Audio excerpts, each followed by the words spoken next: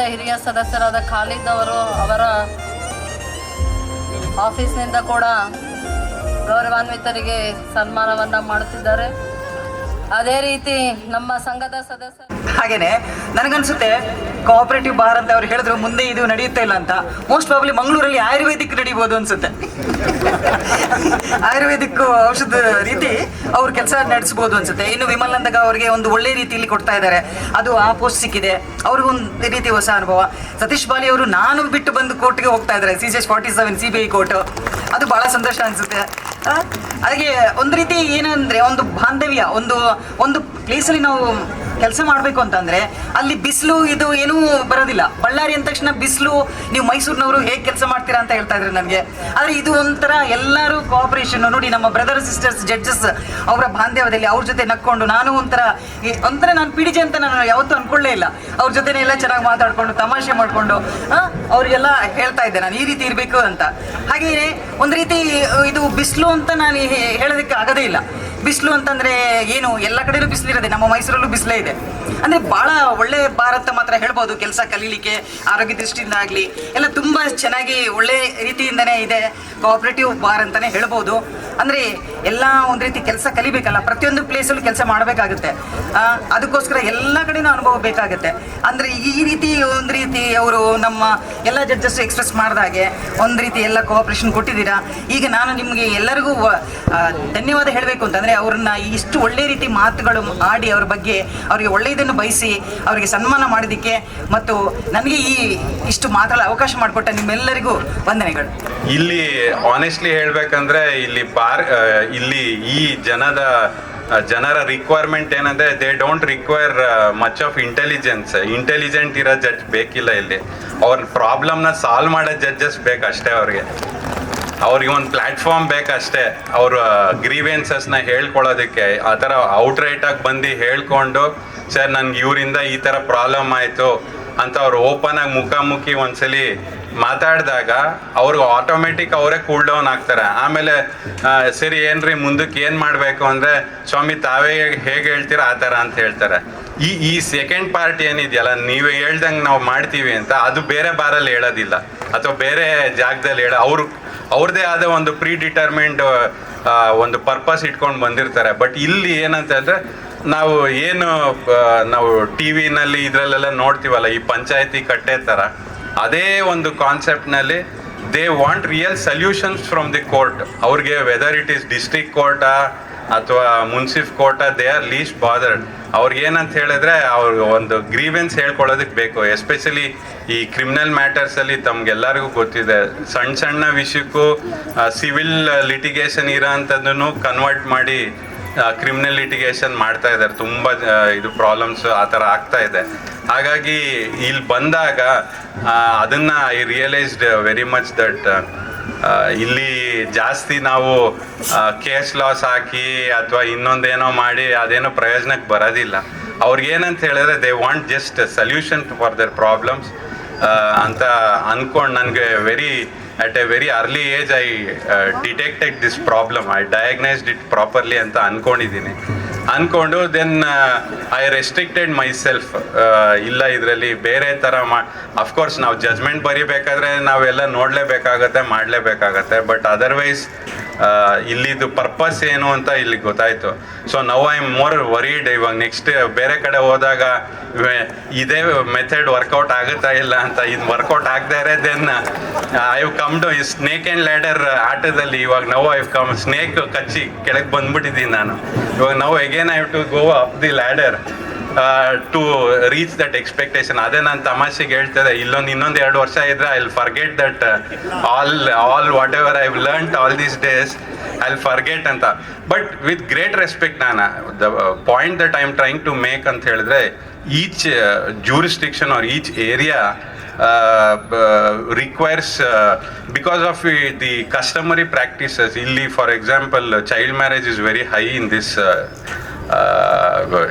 district. If for example, I think Vijayanagaralli more than 450 child marriage cases have been reported, which is second highest in the state after Bangalore. Bangalore, of course, because of the ಇದು quantum area wise ದೊಡ್ಡದಿರೋದ್ರಿಂದ ಅದು ಆಗಿದೆ.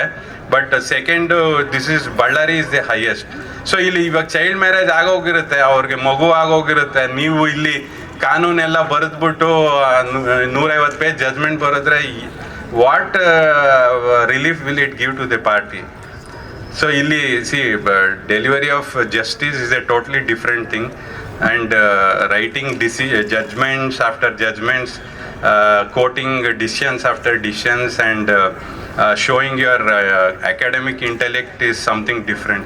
ನಮ್ಮ ಬಳ್ಳಾರಿ ವಕೀಲರ ಸಂಘದ ವತಿಯಿಂದ ಬೀಳ್ಕೊಡುಗೆಯ ಒಂದು ಗೌರವವನ್ನು ಸ್ವೀಕರಿಸಿರುವ ಗೌರವಾನ್ವಿತ 1ನೇ ಹೆಚ್ಚುವರಿ ಜಿಲ್ಲಾ ನ್ಯಾಯಾಧೀಶರಾದ ಸನ್ಮಾನ್ಯ ಶ್ರೀ ಡಿ ವಿನಯ್ ಸಾಹೇಬರೇ, ಹಾಗೂ ಗೌರವಾನ್ವಿತ 4ನೇ ಹೆಚ್ಚುವರಿ ಜಿಲ್ಲಾ ನ್ಯಾಯಾಧೀಶರು ಹಾಗೂ ವಾಣಿಜ್ಯ ನ್ಯಾಯಾಲಯದ ನ್ಯಾಯಾಧೀಶರಾದ ಶ್ರೀಮತಿ ವಿಮಲಾ ನಂದಗೌಡ ಮೇಡಮ್ ಅವರೇ, ಹಾಗೂ ಗೌರವಾನ್ವಿತ ಹಿರಿಯ ಸಿವಿಲ್ ನ್ಯಾಯಾಧೀಶರು ಆಗಿರೋ ಸನ್ಮಾನ್ಯ ಶ್ರೀ ಸತೀಶ್ ಎಸ್.ಜೆ. ಬಾಳಿ ಸಾಹೇಬರೇ, ಹಾಗೂ ವೇದಿಕೆ ಮೇಲೆ ಆಸೀನರಾಗಿರ್ತಕ್ಕಂಥ ನಮ್ಮ ಸಂಘದ ಎಲ್ಲ ಪದಾಧಿಕಾರಿಗಳೇ, ಕಾರ್ಯಕಾರಿ ಸಮಿತಿ ಸದಸ್ಯರುಗಳೇ, ಇಲ್ಲಿ ಭಾಗವಹಿಸಿರ್ತಕ್ಕಂಥ ಎಲ್ಲ ಗೌರವಾನ್ವಿತ ನ್ಯಾಯಾಧೀಶರುಗಳೇ ಹಾಗೂ ಅವರ ಕುಟುಂಬದವರೇ, ಹಾಗೂ ಇಲ್ಲಿ ಭಾಗವಹಿಸಿರುವಂಥ ನಮ್ಮ ವಕೀಲರ ಸಂಘದ ಎಲ್ಲ ಸದಸ್ಯರುಗಳೇ, ಕುಟುಂಬದವರೇ, ಈಗಾಗಲೇ ತಮ್ಮೆಲ್ಲರಿಗೂ ಗೊತ್ತಿರುವಂತೆ ಪ್ರತಿ ವರ್ಷ ನ್ಯಾಯಾಲಯಗಳಿಗೆ ಸಿವಿಲ್ ಪ್ರಕರಣಗಳಿಗೆ ಸಂಬಂಧಿಸಿದಂತೆ ರಜೆಯ ಪ್ರಯುಕ್ತವಾಗಿ ನಮ್ಮ ಬಳ್ಳಾರಿ ವಕೀಲರ ಸಂಘದ ವತಿಯಿಂದ ಪ್ರತಿ ವರ್ಷವೂ ಒಂದು ಸಾಂಸ್ಕೃತಿಕ ಕಾರ್ಯಕ್ರಮ,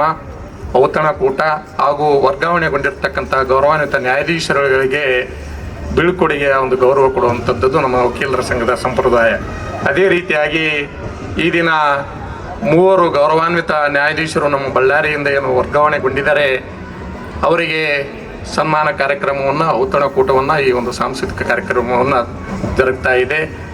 ಈ ದಿನ ವರ್ಗಾವಣೆಗೊಂಡಿರ್ತಕ್ಕಂಥ ಗೌರವಾನ್ವಿತ ನ್ಯಾಯಾಧೀಶಗಳ ಬಗ್ಗೆ ನಮ್ಮ ಸಂಘದ ಸಹಕಾರದರ್ಶಿಯಾದ ಶ್ರೀಮತಿ ತ್ರಿವೇಣಿ ಪತ್ತಾರ್ ಮೇಡಮ್ ಅವರು ಅವರ ಸೇವೆಯ ಬಗ್ಗೆ ವಿವರಿಸಿದ್ದಾರೆ. ಅದೇ ರೀತಿಯಾಗಿ ಬೀಳ್ಕೊಡುಗೆಯ ಒಂದು ಗೌರವವನ್ನು ಸ್ವೀಕರಿಸಿ ಗೌರವಾನ್ವಿತ 3 ನ್ಯಾಯಾಧೀಶರುಗಳು ಈ ನಮ್ಮ ಬಳ್ಳಾರಿಯಲ್ಲಿ ತಾವು ಸೇವೆ ಸಲ್ಲಿಸುವ ಕಾಲಕ್ಕೆ ಆದ ಅನುಭವವನ್ನು ಹಂಚಿಕೊಂಡಿದ್ದಾರೆ. ಅದೇ ರೀತಿಯಾಗಿ ನಮ್ಮ ಬಳ್ಳಾರಿ ವಕೀಲರನ್ನು, ಬಳ್ಳಾರಿ ಹಾಗೂ ನಮ್ಮ ವಿಜಯನಗರ ಜಿಲ್ಲೆಯ ಜನರ ಮತ್ತು ಕಕ್ಷಿದಾರರ ಮನಸ್ಥಿತಿಯನ್ನು ಸಹ ವಿವರಿಸಿ ಹೇಳಿದ್ದಾರೆ. ಅದೇ ರೀತಿ ಗೌರವಾನ್ವಿತ ಪ್ರಧಾನ ಜಿಲ್ಲಾ ಮತ್ತು ಸತ್ರ ನ್ಯಾಯಾಧೀಶರು ಮಾತನಾಡುತ್ತಾ ಅವರ ಒಂದು ಅನಿಸಿಕೆಯನ್ನು ವ್ಯಕ್ತಪಡಿಸಿದ್ದಾರೆ. ತಮ್ಮೆಲ್ಲರಿಗೂ ಗೊತ್ತಿರುವಂತೆ ವರ್ಗಾವಣೆಗೊಂಡಿರ್ತಕ್ಕಂಥ ಗೌರವಾನ್ವಿತ 3 ನ್ಯಾಯಾಧೀಶರುಗಳು ಈ ನ್ಯಾಯ ವಿತರಣೆಯ ಕಾಲಕ್ಕೆ ನಮ್ಮ ವಕೀಲರೊಂದಿಗೆ, ಕಕ್ಷಿದಾರರೊಂದಿಗೆ ಬಹಳ ಗೌರವಯುತವಾಗಿ ನಡ್ಕೊಂಡಿದ್ದಾರೆ.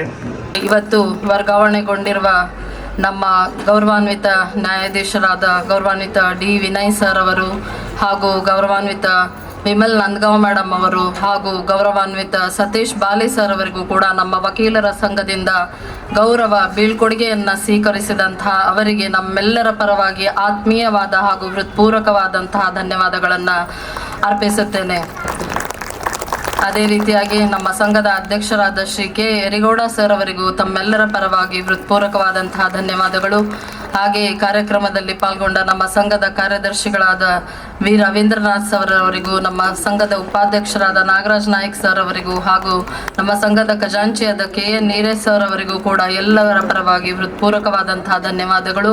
ಈ ಒಂದು ಕಾರ್ಯಕ್ರಮಕ್ಕೆ ಆಗಮಿಸಿದ ಎಲ್ಲ ಗೌರವಾನ್ವಿತ ನ್ಯಾಯಾಧೀಶರಿಗೂ ಹಾಗೂ ಅವರ ಕುಟುಂಬ ವರ್ಗಕ್ಕೂ ಕೂಡ ನಮ್ಮ ಸಂಘದ ಪರವಾಗಿ ಆತ್ಮೀಯವಾದಂತಹ ಧನ್ಯವಾದಗಳನ್ನು ಹೇಳುತ್ತಾ, ಈ ಒಂದು ಕಾರ್ಯಕ್ರಮಕ್ಕೆ ಆಗಮಿಸಿದ ನಮ್ಮ ಎಲ್ಲ ಹಿರಿಯ ನ್ಯಾಯವಾದಿ ಸಹೋದರರಿಗೂ ಹಾಗೂ ಎಲ್ಲ ನ್ಯಾಯವಾದಿ ಸಹೋದರ ಸಹೋದರಿಯರಿಗೂ ಅವರ ಕುಟುಂಬದ ವರ್ಗದವರಿಗೂ ಕೂಡ ಆತ್ಮೀಯವಾದಂತಹ ಒಂದು ಧನ್ಯವಾದಗಳನ್ನು ಹೇಳುತ್ತಾ, ಈಗ ವೇದಿಕೆಯ ಕಾರ್ಯಕ್ರಮ ಮುಕ್ತಾಯವಾಗುತ್ತೆ, ಆದರೆ ಸಾಂಸ್ಕೃತಿಕ ಕಾರ್ಯಕ್ರಮ ಇರುತ್ತೆ. ನಮ್ಮ ವಕೀಲರು ಹಾಗೂ ಅವರ ಮಕ್ಕಳ ಒಂದು ಪ್ರತಿಭೆಯನ್ನು ತಾವೆಲ್ಲರೂ ಪ್ರೋತ್ಸಾಹಿಸಬೇಕು. ಯಾಕಂದರೆ ಎಲ್ಲರಲ್ಲೂ ಒಂದೊಂದು ಪ್ರತಿಭೆ ಇರುತ್ತೆ, ಅವರಿಗೂ ಕೂಡ ಎಲ್ಲರ ಮುಂದೆ ವ್ಯಕ್ತಪಡಿಸುವಂತಹ ಒಂದು ಆಸೆ ಇರುತ್ತೆ. ಅದನ್ನು ಇವತ್ತಿನ ದಿನ ನಾವು ಈ ಸಾಯಂಕಾಲದ ಈ ಒಂದು ಸಂಭ್ರಮದ ಬಳ್ಳಾರಿಯ ನಿರಂತರ ಸುದ್ದಿಗಾಗಿ ಬಳ್ಳಾರಿ ಬೆಳಗಾಯಿತು ಚಾನೆಲ್ನ ಸಬ್ಸ್ಕ್ರೈಬ್ ಮಾಡಿ ಹಾಗೂ ಬೆಲ್ ಐಕಾನ್ ಒತ್ತಿ.